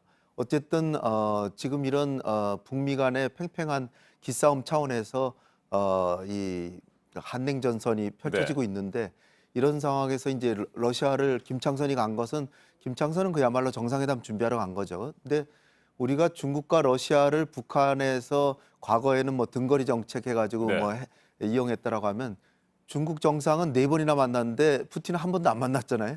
그러니까 뭐 한 번 만날 때가 이미 지났죠. 작년 5월 달에 러시아 외무장관이 평양을 방문해서 러시아 외무장관 네. 여관에서 평양에 안 가는데 방문해가지고 이제 김정은 위원장 초청을 했는데 작년에 못 만났기 때문에 아마 머지않아 4월까지 아마 되지 않을까 네. 이렇게 생각을 해봅니다. 네, 다음 달 말 중국에서 1대1로 정상 포럼이 열리잖아요. 네. 이 자리에서 푸틴 러시아 대통령, 시진핑 주석, 그리고 김정은 위원장 이 세 사람이 만날 수도 있다 뭐 이런 얘기들이 나오고 있습니다. 자, 그런데 현재 보면 말이죠. 중국의 경우에는 미국과의 무역 갈등, 무역 협상 때문에 네. 뭐 현실적으로 운신의 폭이 좀 좁은 상황이잖아요. 네. 반면에 러시아는 좀 더 자유롭게 북한과 어떤 관계를 유지하거나 네. 새로운 뭐 길을 모색할 수도 있는 상황 아니겠습니까? 어떻게 보십니까? 맞습니다. 다음 달 말에 1대1로 포럼 베이징에서 할 것 같은데요. 여기서 3국 정상이 만난다는 거는 플랜 B 같고요. 네. 제가 볼 때는 러시아와의 단독 정상회담 가능성이 커 보인다. 러시아는 지금 말씀하신 것처럼 중국은 1년에 3,500억 달러의 무역 흑자를 봅니다. 러시아는 오히려 미국의 적자예요. 네. 그러니까 러시아는 미국 눈치를 안 보는 나라고 또 러시아는 노골적으로 지금 미국의 제재도 받고 있으니까 푸틴 대통령이 미국에 대해서는 꼿꼿이 고개를 세울 수 있는 그런 입장이고 핵에 있어서는 중국보다 러시아가 훨씬 더 강력한 강대국이고 그러니까 김정은으로서는 지금쯤은 이제 푸틴하고 한번 만나려고 이제 하지 않을까 이렇게 생각되고요. 4월 말에 뭐 1대1로 포럼에서 삼국 정상이 만난다 그러면은 이게 이제 그 북방 삼각관계가 더 긴밀해지는 걸 이제 표명하는 건데 중국 같은 경우는 지금 변수가 무역 전쟁이 조만간에 타결이 돼서 미중 간에 이제 경제 부분에서 현안이 해결되면 가능성도 있죠. 근데 시진핑 주석은 지금 무역 전쟁의 향방이 매우 중요하기 때문에 이런 차제에 김정은을 그렇게 거기 베이징으로 와서 푸틴까지 만나게 할까? 조금 좀 그 가능성은 그렇게 커 보이지는 않습니다. 네, 러시아는 이미 지난해부터 김정은 위원장의 방문을 요청하지 않았습니까? 그런 상황에서 뭐 이미 예정된 그런 뭐 수순 러시아 방문이요. 그렇게 볼 수 있습니까? 아니면 2차 북미 정상회담이 하노이에서 결렬된 이후에 실제로 북한이 새로운 길을 모색하는 차원이라고 봐야 됩니까? 이걸 어떻게 해석해야 될까요? 지금 김정은은 적절하게 이 시기를 활용하고 있는 것 같아요. 역시 이제 이 핵 문제이기 때문에 트럼프 대통령이 지금 이제 그 대화로 다시 이제 물꼬를 트는 모습이 또 연출이 됐잖아요. 근데 이제 그걸 보고 지금 하는 게 아니라 작년 5월 달에 러시아 외무장관 가서 초청하고 푸틴 대통령도 직접 자기 입으로 김정은 위원장을 초청해 놓고 있다. 이렇게 얘기하고 사실은 그 가을에 있는 동방경제 포럼에 김정은 위원장이 와주기를 바랬던 건데 안 왔잖아요. 그러니까 김정은 위원장은 북방의 균형 정책을 위해서도 왜냐하면 너무 지금 친중 쪽으로 기울었기 때문에 자기로서는 주체 사상 측면에서도 너무 중국에 기우는 건 별로 좋지가 않거든요. 그래서 러시아와의 정상회담을 하는데 지금이 마침 정상회담 공백기이기 때문에 이 기간을 활용하는 게 아닌가 그렇게 보고 그러나 이제 러시아와의 정상회담도 트럼프 대통령이 이제 적극적으로 북미 대화를 추진하면 오히려 그것 때문에 좀 연기할 가능성도 배제할 수 없고요. 북한한테 중요한 건 역시 미국이기 때문에 트럼프 대통령이 이제 지금 그 지난 그 주말에 트위터하고 또 잠잠하잖아요. 지금 과연 정말 트럼프 대통령이 진짜 북한하고 대화를 하려고 그러면은 다시 한번 대화합시다 이렇게 또 나와야 되는데 북한은 미국의 동태를 지켜보면서 러시아를 충분히 카드로 활용하려는 게 아닌가 이렇게 생각이 되고요. 본래는 4월 한 16일부터 21일까지 정도에 김정은이 중국을 가지 않을까 하는 생각도 있었는데 지금 일단 안 갔고요. 그렇기 때문에 일단 그 북미 대화가 본격적으로 진행되지 않으면 러시아하고 정상회담을 하고 또 북미 회담이 되다고 하더라도 정상회담이 바로 되지는 않기 때문에 북러 정상회담은 4월쯤에 되지 않을까 이렇게 생각이 되고 시진핑 주석도 또 4월 15일 김일성 생일 즈음해서 평양을 갈 가능성도 배제할 수가 없습니다. 네. 자, 김정은 위원장의 러시아 방문 카드는 아주 새로운 것은 아니고요. 이미 예정돼 있었던 카드였는데 이 카드를 현재 국면에서 미국을 압박하는 그런 카드로도 활용할 수 있다. 뭐 이런 정도로 일단 정리를 할 수 있을 것 같습니다. 자, 트럼프 대통령 앞에서도 언급을 하셨습니다만 대북 제재 철회 입장을 밝히지 않았습니까? 뭐 달래기 차원에서 대화는 계속하겠다는 의지를 보인 것으로 보면 되겠습니까? 네, 맞습니다. 트럼프 대통령이 볼튼이나 폼페이오한테 이제 한 정상회담 하노이 정상회담에서 빈손으로 돌아간 이후에 그냥 자기는 침묵을 지키면서 볼튼이 계속 떠들도록 놔뒀죠. 다분히 국내 정치적 용도가 아니었나 이렇게 생각이 됩니다. 그러니까 트럼프가 노딜로 배딜로 자칫하면 배딜이 될 뻔, 나쁜 딜이 될 뻔한 것을 그 딜을 안 하고 거래를 안 하고 갔는데 그게 오히려 호응을 받았어요. 그런 상황에서 북한을 조금 다그치면 자기가 지금 설사 북미 회담을 무산시켜서 그 뉴스로 코온 청문회를 덮었지만 요거 카드가 상당히 좋은 카드구나. 그래서 계속 북한을 다그쳐서 했는데 그것이 미국 국내에서는 호응을 받았기 때문에 가만 놔뒀던 건데 지금 이제 가만히 보니까 재무부가 또 제재를 하고 또 강력한 제재를 하려고 하는데 이러다 판이 깨진다. 하노이에서 노딜로 간 것은 북한하고 협상을 안 하려는 게 아니라 지금은 낮은 수준으로 협상하면 오히려 이 카드가 소멸되고 미국에서 비난을 네. 받는데 그래서 이걸 덮고 한 번 쓰고 또 한 번 쓰기 위해서 놔뒀던 건데 잘못하면 판이 깨지면은 이건 끝나기 때문에 트럼프가 적절한 시기에 지금 트위터를 날려서 김정은의 그 후퇴하려는 김정은을 다시 붙잡은 거다. 근데 여기서 후퇴하면 어떤 일이 있냐면은 그 4월 15일 태양절이나 뭐 네. 최고인민회의 개막할 때쯤쯤에서 미사일 또 쏘면 판이 완전히 깨지면은 트럼프는 이거 걷잡을 수가 없거든요. 그러니까 트럼프로서도 금년 말이나 내년 초에는 대선으로 다시 들어가는데 지금 다시 협상으로 돌리지 않으면 자칫하면 북한 카드는 완전히 소멸된다. 그런 차제에 한 거기 때문에 제가 볼 때는 다시 한번 협상을 하려는 카드가 분명하다. 저는 그렇게 봅니다. 네, 자 북한이 개성 남북 공동 연락사무소에서 철수를 했습니다. 네. 계속해서 빅딜 입장을 고수하고 있는 미국에 메시지를 보내면서 네. 우리 정부에 대해서는 적극적으로 중재에 나서고 네. 역할을 해달라 이런 요구인 것 같기도 합니다. 네. 자, 그렇기 때문에 우리 정부로서는 현재 남북 관계를 잘 관리를 해야 되고 또 한미 간의 또 이견이라든지 엇박자가 드러나는 것들을 또 막아야 될 거고요. 네. 북미 간의 대화도 촉진해야 되는데 현재 입장에서는 어떻게 해야 되는 게 가장 바른 선택이라고 보십니까? 일단 그 공동연락사무소 철수한 거는 북한이 한국과 이렇게 사이좋게 지내는 건 일종의 선물을 준 거라고 그들은 생각하는 거죠. 네. 그런데 한국 정부가 가만히 보면 미국하고 북한 사이에서 중재인이 중립을 지키고 또 미국하고 사사건건 북한이 보기에 사사건건 상의해가지고 자기들이 원하는 건 하나도 안 해준다 이렇게 보는 거예요. 거기다가 지금 우리 정부가 군사회담하자, 이산가족 화상상봉하자, 또 유해 발굴하자 많은 걸 가자는 거 아니에요. 그러면 북한 입장에서는 자기네 손해본다 생각해서 일단 자기네만 철수한 거고요. 진짜 판을 깨려고 그러면 우리더라도 철수하라 그러는데 네. 그게 아니기 때문에 제가 볼 때는 일단 불만만 표출하고 미국에도 메시지를 줬고 그게 통용이 돼서 트럼프 대통령이 또 트위터 날려가지고 다시 협상하자는 쪽으로 가고 있기 때문에 우리 정부가 지금 굉장히 도전적인 상황이라 하지만 거꾸로 기회이기도 합니다.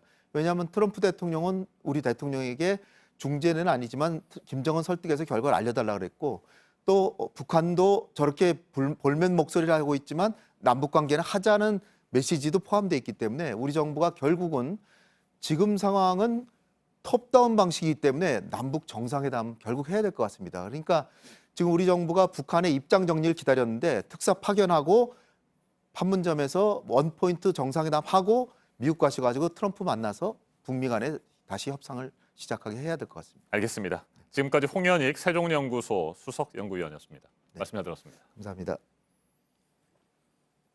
2016년 미국 대선 당시 트럼프 후보 캠프 측과 러시아 사이의 내통 의혹을 수사해온 뮬러 특검이 22개월 만에 수사를 끝내고 법무부 장관에게 보고서를 제출했습니다. 트럼프 대통령과 측근들에 대해서는 추가로 재판에 넘기는 사람은 없다. 이 같은 일부 결론만 공개했습니다. 트럼프 대통령의 2020년 재선 도전 최대 걸림돌이 제거됐다는 평가가 나옵니다. 워싱턴에서 정효식 특파원입니다. There was no collusion, there was no obstruction, everybody knows it. It's all a big hoax. I call it the witch hunt. It's all a big hoax. 하루 전 뮬러 특검 수사를 거세게 비난한 트럼프 대통령이 이어진 주말엔 지지자와 골프를 치며 한가롭게 보냈습니다. 뮬러 특검 최종 보고서에 자신은 물론 장남과 사위 등을 포함해 추가 기소 대상은 없다고 보고받은 이후입니다. 22개월 동안 트럼프를 괴롭혀온 특검 수사가 결국 스모킹건 한 방 없이 끝난 겁니다. 트럼프는 트윗 하나 없이 완전한 침묵 속에 입장 표명을 자제했습니다. 호건 기들리 백악관 부대변인은 대통령의 기분이 좋다고 전했습니다.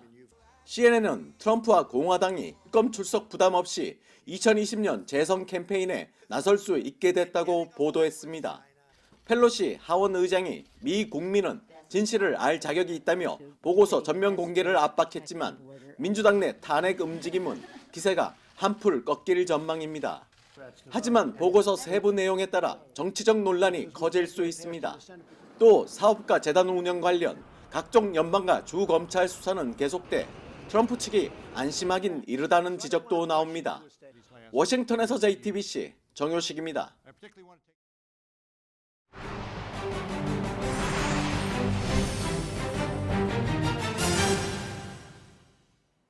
영국 의회가 브렉시트 향배를 놓고 합의점을 찾지 못해 혼란이 이어지자 참다 못한 시민들이 거리로 몰려나왔습니다.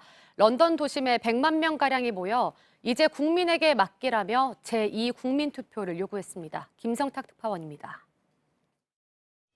런던 거리가 행진하는 사람들로 가득 찼습니다. 트래펄가 광장과 공원 주변을 비롯해 웨스트민스터 의사당까지 거대한 물결을 이뤘습니다. 주말을 맞아 전국에서 모인 이들은 국민에게 맡기라는 구호를 외치며 제2 국민투표를 요구했습니다. 주최 측은 100만 명 이상이 모였다고 밝혔습니다. 이번 세기 최대 시위로 꼽히는 2003년 이라크전 중단 시위와 맞먹는 규모입니다. 아이를 데리고 온 가족과 젊은이, 고령층에 이르기까지 브렉시트 혼돈을 초래한 정치권을 질타했습니다. The country is in a mess.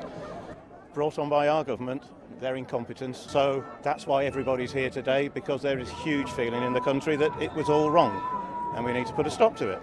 브렉시트를 취소하자는 온라인 청원에도 470만 명 넘게 서명했습니다. 한때 사이트가 마비됐을 정도입니다. 반면 브렉시트 캠페인을 주도했던 나이절 페라지 전 영국 독립당 당수는 지방에서 브렉시트 찬성 집회를 열었습니다. 규모가 크지 않지만 확산 중이어서 양측 모두 장외투쟁에 나선 모습입니다. EU가 제시한 브렉시트 연기 시한은 다음 달 12일. 하원이 이때까지 합의안을 처리하지 않으면 혼란은 더욱 가중될 수밖에 없습니다. 런던에서 JTBC 김성탁입니다. 집값 비싸고 집 구하기 어려운 걸로 악명 높은 홍콩이 주택난을 해결하기 위해 축구장 1,300개 넓이에 세계에서 가장 큰 인공섬을 만들기로 했습니다. 우리 돈으로 90조 원이나 들어가는데요. 천문학적인 비용을 놓고도 말이 많지만 환경 파괴를 걱정하는 목소리도 나오고 있습니다. 백종훈 기자입니다. 홍콩은 고층 건물과 낡고 빼곡한 아파트로 유명합니다. 주택난이 심해지자 홍콩 정부가 인공섬을 만들겠다고 밝혔습니다. 위치는 란타우 섬 남동쪽 바다입니다. 넓이는 1,000헥타르로 세계 최대 규모입니다. 여의도의 3배, 축구장 1,300개 넓이입니다. 90조 원을 들여 2025년 건설이 시작됩니다. 영국 가디언지는 이 섬에 아파트 26만 채가 지어진다고 밝혔습니다. 2032년 입주가 시작되는데 70%가 공공아파트입니다. 인공섬 개발은 세계 여러 나라에서 활발합니다. 아랍에미리트 두바이엔 인공섬 팜 주메이라가 건설됐습니다. 야자수 모양의 인공섬에 호텔, 레저 시설이 들어섰습니다. 말레이시아도 인공섬 포레스트 시티를 만들었습니다. 하지만 인공섬엔 막대한 흙이 필요해 환경 파괴 논란은 여전합니다. 환경단체들은 산업부지 재개발이 비용도 싸고 환경 친화적이라고 밝혔습니다. JTBC 백종훈입니다. 아프리카 말리에서 한 부족이 무차별적인 공격을 받아 130여 명이 무더기로 목숨을 잃었습니다. 곳곳이 불에 타고 부서졌습니다. 플라니족이 거주하는 말리 중부 지역의 모습입니다. 현지 시간 23일 마을에 침입한 무장 괴한들이 사람들을 무차별적으로 공격했는데요. 어린이를 포함해 사망자는 최대 130명이 넘어설 것으로 보입니다. 말리에선 이렇게 부족 간 분쟁으로 이른바 인종 청소 폭력이 빈번하게 일어나는데요. 현실적인 중재 방안이 없어 우려의 목소리가 커지고 있습니다. 찌그러지고 부서진 차들로 고속도로는 아수라장입니다. 미국 캘리포니아주 로스앤젤레스에서 일어난 사고인데요. 짙은 안개로 인해 인접한 두 구간에서 동시다발적으로 사고가 나 총 50대의 차량이 얽히고 설킨 겁니다. 두 사고 지역 사이에 100여 대의 차량이 꼼짝없이 갇히기도 했는데요. 최소 30명이 다쳤고 그중 1명이 병원으로 이송됐습니다. 이례적으로 미국 북부 지역의 하늘에서 환상적인 오로라가 포착됐습니다. 밤하늘 가득 신비로운 초록빛이 일렁입니다. 오로라는 보통 캐나다에서도 북부 지역에서나 관측되곤 하는데요. 태양의 자기 폭풍으로 인해 오로라가 남쪽으로 한참 내려오면서 미국 북부 지역을 비롯해 중부 지역인 콜로라도에서도 관측이 가능하다고 합니다. 평소 쉽게 볼 수 없었던 이 환상적인 풍경에 주민들은 뜻밖의 선물을 받은 기분이라며 소감을 전했습니다. 수직에 가까운 내리막을 내지르며 곳곳에 도사린 바위들을 아슬아슬하게 피해갑니다. 위험하기로 악명 높은 스위스 베르비에 스키 스노보드 대회인데요. 프리라이딩 대회 중에서도 가장 어려운 대회로 손꼽힙니다. 절벽 끝에서 떨어지듯 출발한 선수들은 600m의 급경사 구간을 최대한 빠르게 내려와야 하는데요. 저마다 갈고 닦은 기량을 뽐내며 거침없이 난 코스를 질주해 내려옵니다. 스노보드 부문에선 프랑스와 미국 선수가, 스키 부문에선 스위스와 프랑스 선수가 각각 남녀 부문에서 우승을 차지했습니다.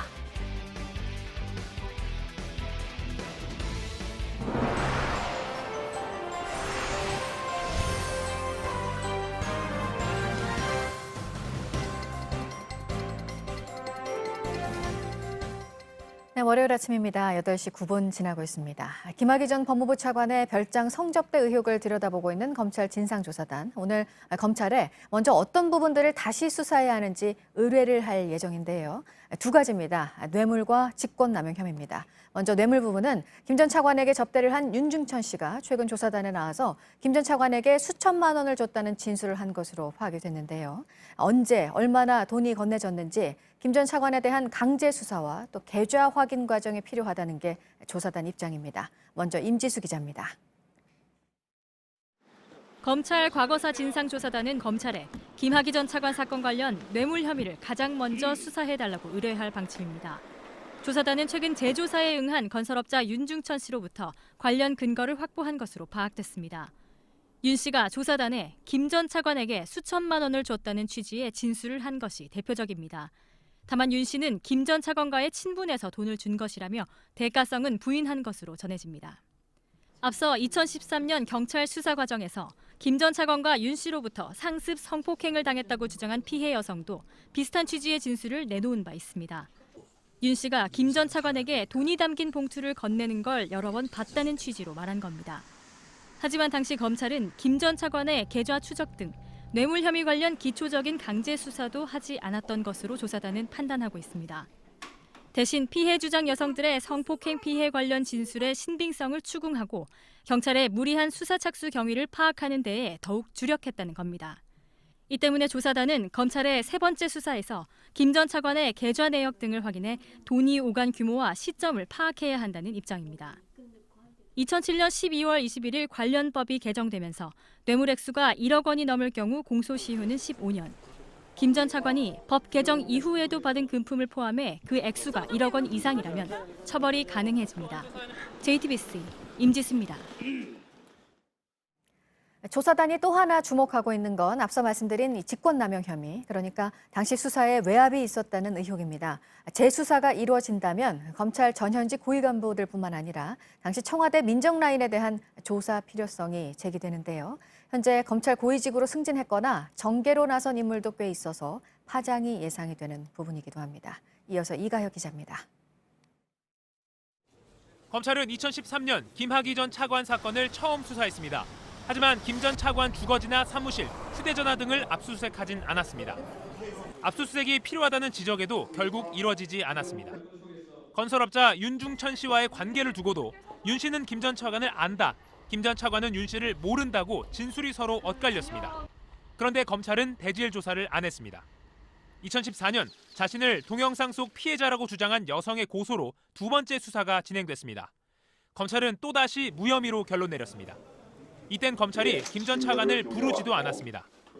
진상조사단은 봐주기 수사로 의심되는 이런 흐름 속에 당시 청와대 민정라인과 검찰 윗선에 외압이 있었을 가능성에 주목하고 있습니다.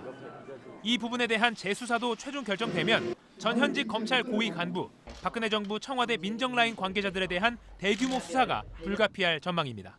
JTBC 이가혁입니다. 환경부 블랙리스트에 연루된 혐의로 구속영장이 청구됐습니다. 김은경 전 환경부 장관 영장심사가 오늘 예정이 돼 있습니다.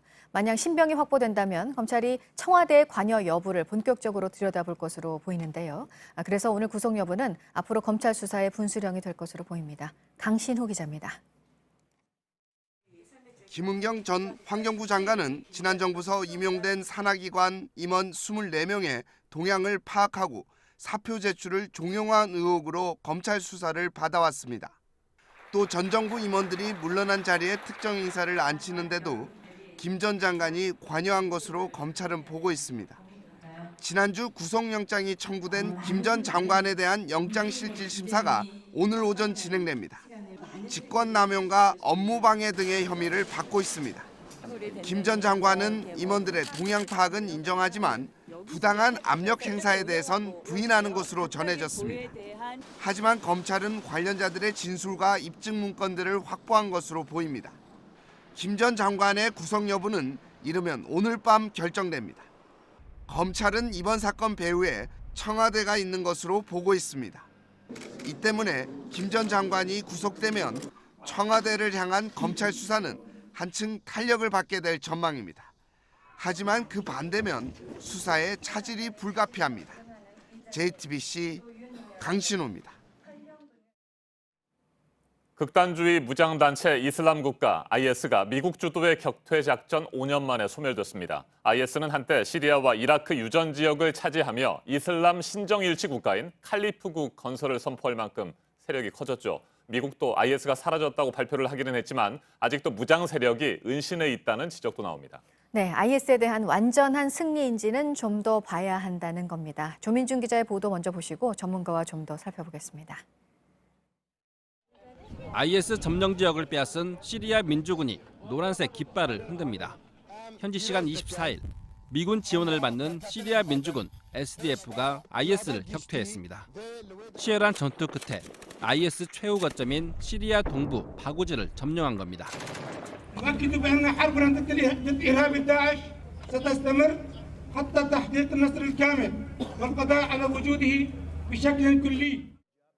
트럼프 미국 대통령도 지난 22일 IS 점령지를 100% 빼앗았다고 발표했습니다. 미국이 IS에 대한 공습을 시작한 지 5년 만입니다. 마지막 IS 거점 지역이었던 바구즈에선 남아있던 잔당들 다수가 시리아 민주군에 투항하기도 했습니다. 하지만 IS가 완전히 소탕된 것은 아니라는 견해도 있습니다. 시리아 곳곳에 IS 무장 잔존 세력 2만여 명이 남아있다는 겁니다. 여기에 IS 지도자 알바그다디의 행방도 아직 알려지지 않았습니다. 뉴욕타임스는 완전한 승리를 위해선 더 장기적인 관점이 필요하다고 지적했습니다.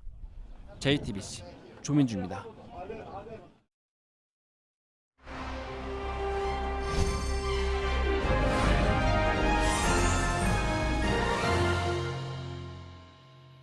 극단주의 무장단체 IS가 건설한 이슬람 신정일치 국가 칼리프국이 앞서 전해드린 대로 지도상에서 사라졌습니다. 하지만 IS 최고 지도자를 비롯한 잔존 세력은 상당수 은신하고 있는 것으로 보입니다. 여전히 불안한 중동 정세도 IS의 재건으로 이어질 수 있다는 분석이 나옵니다. 최인택 중앙일보 국제전문기자와 자세하게 살펴보겠습니다. 어서 오세요. 안녕하십니까? 네, 극단주의 무장단체 IS가 이슬람 신정일치 국가 칼리프국 건설을 선포한 것이 2014년 6월이었잖아요. 4년 9개월 만에 IS가 완전히 사라졌다 이렇게 볼 수 있습니까? 예, 지도에서만 사라진 거죠. IS가 2014년 6월을 국제사회에서 중요하게 보는 거는 그때 이라크 북부에 있는 인구 150만의 대도시 모술을 점령한 겁니다. 네. 점령했기 때문입니다. 이 점령한 이후로 거기에서 나오는 석유를 주변에 팔아서 풍부한 재원을 확보하고 이를 바탕으로 세력을 확대하고 한 2년 정도 거기에 머물렀습니다. 그러면서 전 세계에 어떤 네트워크를 마련해서 여러 파리 테러라든지 이런 공격을 사주하고 지도하고 그리고 사후에 인정하는 등의 방법으로 전 세계를 상당히 이제 혼란스럽겠죠. 그런 IS가 이번 공격으로 마지막 그 어떤 지리적인 거점, 땅에 있는 거점을 잃고 지도상에서만 사라진 겁니다. 그렇지만 이들은 지금까지 존재한 방식이 20세기까지는 지도에 어떤 영토가 있어야지 존재하는 그런 면이 있는데 21세기에는 어떤 네트워크 서로 연결망으로서 충분히 추가 테러가 가능하다는 그런 위험성은 여전히 남았다고 보겠습니다. 네, 그러니까 영토가 없다고 해서 그 세력들이 다 사라진 건 아니다 이런 그렇죠. 말씀이신데 그러면 어디에 어느 정도 지금 있다고 보면 될까요? 지금 일부는 이라크와 시리아의 어떤 도시나 그 농촌 마을에 숨어서 한 2만 명 정도가 있는 것으로 추산을 하는데요. 숨어 있는 사람들은 하나하나 잡을 수 있을 겁니다. 근데 더 문제는 전 세계에 이제 서로 연결돼 있는 네트워크로 연결돼 있는 조직이 있고 네. 그리고 더 문제는 프랜차이즈 조직입니다. 네. 테러를 서로 직접적으로 연결하지 않아도 자기네들이 테러를 벌이고 우리는 IS다. 그러면 이제 IS에서 우리의 어떤 용사다. 우리의 이제 그 지하디스트라고 인정해서 뭐 그 자폭 테러를 벌이고 죽은 사람에 대해서는 천국에 갔을 것이라고 얘기를 해주고 지금 계속 이제 테러를 벌이는 사람들은 인터넷으로 이제 지지를 요청하고 서로 이제 지지를 그 사람들을 뽑고 지원하는 그런 방식은 계속할 것이기 때문에 위험성은 상존한다고 봐야죠. 네, IS의 지도자 알 바그다디 있잖아요. 2010년 4월부터 지도자로 등극한 것으로 알려지고 있는데 지금 행방이 묘연하고요. 무장 세력들을 원격 조정할 가능성은 높다고 볼 수 있겠죠. 그렇죠. 아부바크르 알 바그다드라는 인물인데요. 이슬람학 박사고 IS의 어떤 이론적인 그리고 이제 군사적인 그리고 국제 네트워크를 총 이제 지휘하고 있는 인물인데 지금까지 어떤 뭐 사망했다는 그런 어떤 뭐 보고도 없고 이 보고는 뭐냐면은 그 무선들을 감청합니다. 감청해서 그 지도자가 뭐 어떻게 됐다고 얘기가 들으면은 그걸 이제 확인하는 방식인데 아직까지 그런 것도 없고 시신을 찾지도 못하고 포로로 잡지도 못했습니다. 그래서 어떤 그 국경지대에 파놓은 지하 시설에 은닉하고 있는 게 아닌가, 은신하고 있는 게 아닌가 의심해 볼 수가 있고요. 의외로 이제 빈라덴처럼 아무렇지도 않게 평범한 민가에 잠입해서 수염을 깎고 아무것도 아닌 척 이제 거기서 은신하고 있을 가능성도 배제할 수 없습니다. 이 사람을 잡아야지 어떤 조직에서 전체 연결망을 제거할 수가 있는데 어떤 그 영화 같은 데서 보면은 그 여왕벌이나 여왕개미에 해당되는 인물이죠. 이 인물이 아직까지도 이제 잡히지 않았다는 것은 여전히 이제 불씨가 남아 있는 것으로 볼 수밖에 없는 네. 그런 상황입니다. 그리고 또 하나 불안한 요인으로 꼽히는 게 그 트럼프 정부가 시리아에 주둔한 미군을 또 철수시킨 점, 이것도 또 봐야 되는 부분이죠. 그렇죠. 지금 작전을 주도한 그 SDF 시리아 민주군은 네. 사실상 시리아의 그 소수민족인 쿠르드족과 그리고 반정부군이 합쳐진 그런 이제 세력입니다. 그런데 터키에 있는 쿠르드족이 많기 때문에 네. 터키는 이 그 쿠르드족 단체인 SDF를 시리아까지 들어가서 제거하겠다는 이런 입장이고요.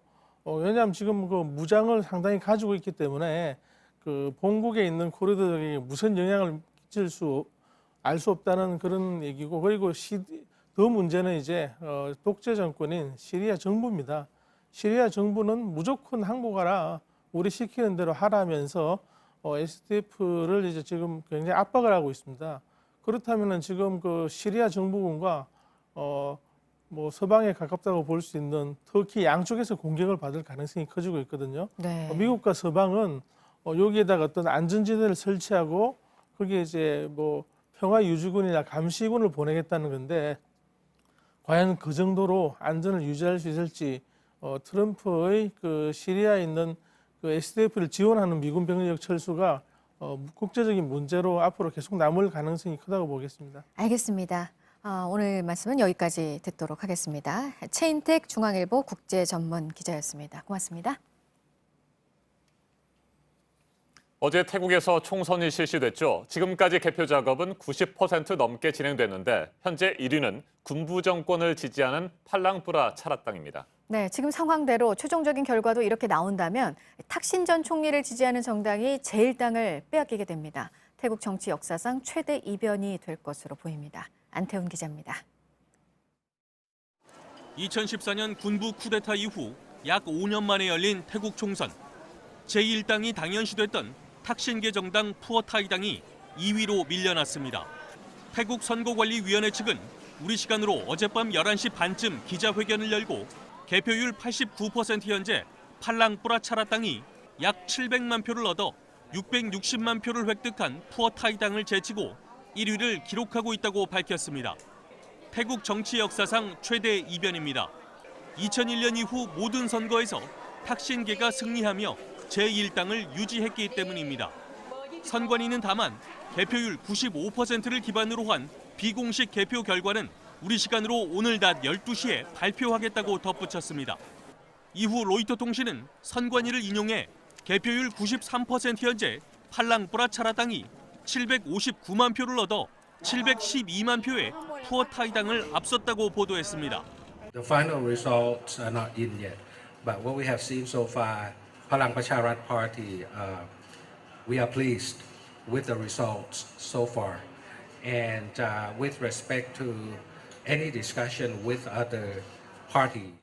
팔랑 뿌라차라당이 원내 1당에 등극하면 군부가 지명하는 상원 의원들의 압도적인 지지를 등에 업고 팔랑 뿌라차라당의 총리 후보인 프라유트 짠오차 현 총리의 재집권이 사실상 확정될 것으로 예상됩니다. JTBC 안토니입니다. 올 시즌 시니어 무대에 처음 오른 20살 동갑내기들이 한국 컬링 역사상 첫 세계선수권 메달 획득의 쾌거를 달성했습니다. 스킵 김민지가 이끄는 여자 컬링 국가대표 리틀 팀킴은 우리 시간으로 24일 덴마크에서 열린 세계 여자 컬링 선수권 대회 동메달 결정전에서 일본을 7대5로 꺾고 동메달을 차지했습니다. 이전까지 한국 컬링의 세계 선수권 최고 성적은 경기도청이 태극마크를 달았던 2012년과 2014년의 4위였습니다. 프로농구 창원 LG가 어제 경남 창원체육관에서 열린 6강 플레이오프 1차전 홈경기에서 부산 KT를 연장전 끝에 94대 92로 이겼습니다. LG 메이스가 28점, 16 리바운드로 맹활약했고 김종규와 김실애도 각각 24점, 22점을 기록하며 승리를 이끌었습니다.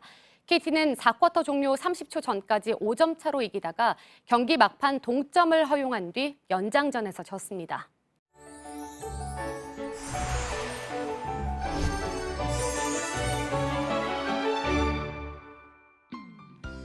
오늘 아침 어제보다는 기온이 올랐지만 여전히 평년 기온 밑돌고 있습니다. 내륙 곳곳 영하의 기온 보이는 곳도 많은데요. 옷차림 따뜻하게 하셔야겠습니다.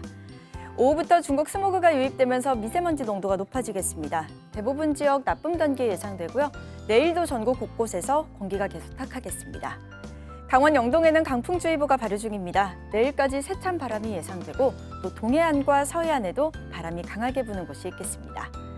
기온은 빠르게 올라서 낮부터 평년 기온 웃돌겠습니다. 서울이 14도, 대전과 전주, 광주가 15도, 대구는 16도까지 오르겠습니다. 북한도 평양과 함흥이 16도로 예상되면서 낮 동안 포근하겠습니다. 내일 새벽부터 아침 사이 중부지방에는 약하게 비 소식이 있습니다. 내일부터 일교차는 더욱 크게 벌어지겠습니다. 기상정보였습니다. 아침엔 뉴스워치, 오늘 하루 관심을 가지고 지켜봐야 할, 기억해야 할 뉴스 끝으로 정리해드립니다. 김학의 전 법무부 차관의 별장 성접대 의혹에 대한 검찰의 세 번째 재수사가 조만간 시작될 것으로 보입니다. 대검 진상조사단은 오늘 법무부 검찰 과거사위원회 정례회의에서 김 전 차관의 의혹들 가운데 먼저 수사가 필요한 뇌물수수 혐의를 보고하고 재수사를 의뢰할 예정입니다. 진상조사단은 최근 건설업자 윤중천 씨로부터 김 전 차관에게 수천만 원을 줬다는 진술도 확보한 것으로 파악됐습니다. 현행법상 뇌물 액수가 1억 원이 넘으면 공소시효는 15년이 적용돼 처벌이 가능해집니다. 검찰의 재수사는 박근혜 정부 청와대와 당시 검찰 윗선의 수사 외압 의혹에 대해서도 진행될 것으로 보입니다. 지난 정부에서 임용된 환경부 산하 공공기관 임원들을 추려서 사표 제출을 종용한 혐의를 받고 있는 김은경 전 환경부 장관 구속 여부가 오늘 밤쯤 결정이 될 것으로 보입니다. 오늘 법원의 판단은 윗선을 본격적으로 조사하려는 검찰의 향후 수사에 분수령이 될 것으로 보입니다. 국회는 오늘 최정호 국토교통부 장관 후보자를 시작으로 모레까지 장관 후보자 7명에 대한 인사청문회를 실시합니다. 오늘 최정호 후보자의 청문회에서는 다주택 소유에 따른 부동산 투기 의혹과 꼼수 증여 의혹 등이 쟁점이 될 전망입니다. 사법농단 사태의 정점으로 불리는 양승태 전 대법원장 1심 재판이 오늘 시작이 됩니다. 박병대, 고영한 전 대법관 재판도 함께입니다. 오늘은 공판 준비 기일로 재판의 쟁점 등을 정리하고 증거 조사 계획 등을 세웁니다. 오늘 전해드릴 소식은 여기까지입니다. 이상으로 JTBC 뉴스 아침엔 월요일 순서 모두 마치겠습니다. 건강한 하루 보내시기 바랍니다. 고맙습니다.